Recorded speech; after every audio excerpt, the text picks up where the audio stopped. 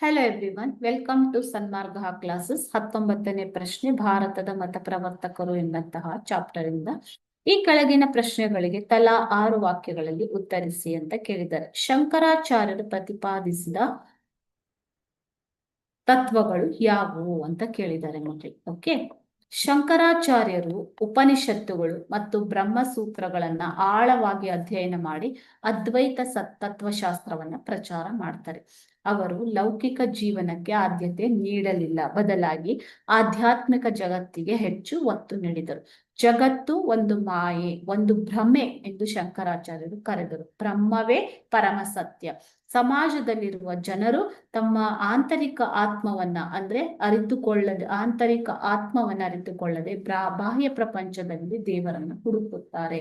ಆದರೆ ಶಂಕರಾಚಾರ್ಯರ ಪ್ರಕಾರ ಆತ್ಮ ಮತ್ತು ಪರಮಾತ್ಮ ಎರಡು ಒಬ್ಬರೇ. ಆದ್ದರಿಂದ ಅಹಂ ಬ್ರಹ್ಮಾಸ್ಮಿ ಎಂಬ ತತ್ವವನ್ನ ಅವರು ಬೋಧಿಸ್ತಾರೆ. ಅಂತಂದ್ರೆ ನಾನೇ ಬ್ರಹ್ಮ ಎನ್ನುವಂಥದ್ದಲ್ಲ, ನನ್ನ ಆತ್ಮವನ್ನ ಬ್ರಹ್ಮನೊಂದಿಗೆ ಲೀನಗೊಳಿಸಿದಾಗ ಮಾತ್ರ ಮುಕ್ತಿ ದೊರೆಯಲು ಸಾಧ್ಯ ಅನ್ನುವಂಥದ್ದು. ಓಕೆನಾ?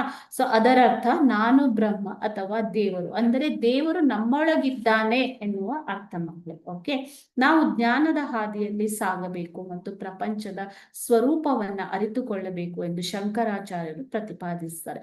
ನಾವು ನಮ್ಮ ಆತ್ಮವನ್ನ ಸಂಪೂರ್ಣ ಸತ್ಯವಾದ ಬ್ರಹ್ಮನೊಂದಿಗೆ ವಿಲೀನಗೊಳಿಸಬೇಕು, ಆಗ ಮಾತ್ರ ನಾವು ಮುಕ್ತಿ ಪಡೆಯಲು ಸಾಧ್ಯ. ಇದನ್ನೇ ಶಂಕರಾಚಾರ್ಯರು ಜ್ಞಾನ ಮಾರ್ಗ ಅಂತ ಕರೀತಾರೆ ಮಕ್ಕಳು. ಓಕೆ, ಯಾಕೆ ಅಂದ್ರೆ ಜನರಿಗೆ ಜ್ಞಾನ ಇಲ್ಲ, ಅಜ್ಞಾನಿಗಳು ಅವರಿಗೆ ಆತ್ಮ ಮತ್ತು ಪರಮಾತ್ಮ ಎರಡು ಒಂದೇ ಎನ್ನುವುದು ತಿಳಿದಿಲ್ಲ. ಸೊ ಆ ಮೂಲಕ ಅದನ್ನು ತಿಳಿಸುವುದರೊಂದಿಗೆ ಅರಿವನ್ನ ಮೂಡಿಸಿ ಆತ್ಮ ಸಾಕ್ಷಾತ್ಕಾರಕ್ಕೆ ಪ್ರಯತ್ನವನ್ನ ಪಡ್ತಾರೆ. ಓಕೆನಾ?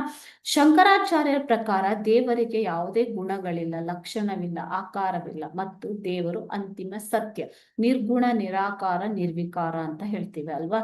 ಸೊ ಈ ತರ ಇವರು ಶಂಕರಾಚಾರ್ಯರು ತಮ್ಮ ತತ್ವಗಳನ್ನ ಪ್ರತಿಪಾದಿಸ್ತಾರೆ.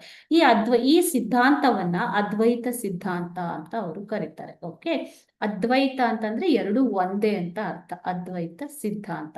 ಈ ಅದ್ವೈತ ಸಿದ್ಧಾಂತದ ಪ್ರಚಾರಕ್ಕಾಗಿ ಅವರು ಭಾರತದಾದ್ಯಂತ ಕನ್ಯಾಕುಮಾರಿಯಿಂದ ಕಾಶ್ಮೀರದಿಂದ ಕನ್ಯಾಕುಮಾರಿಯವರೆಗೆ ಕಾಲ್ನಡಿಗೆಯಲ್ಲೇ ಸಂಚರಿಸಿ ತಮ್ಮ ಸಿದ್ಧಾಂತವನ್ನ ಪ್ರಚಾರ ಮಾಡ್ತಾರೆ.